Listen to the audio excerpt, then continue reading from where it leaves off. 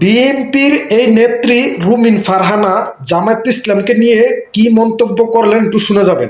জামাতকে যে ধরনের পরিস্থিতির মুখোমুখি হতে হোক না কেন দলটি টিকে যাবে। বাংলাদেশ জামায়াতে ইসলামী সংগঠন হিসেবে অত্যন্ত শক্তিশালী।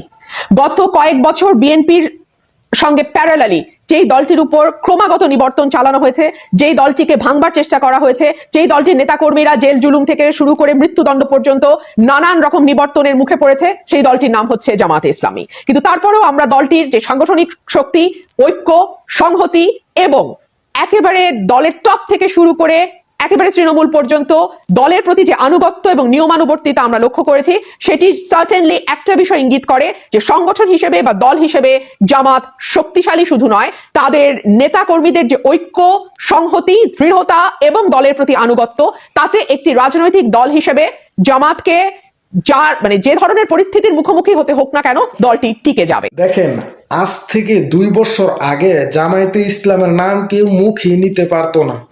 আজ দেখেন মানুষ তাদেরকে কতখানি ভালোবেসে কত উপরে নিয়ে গেছে।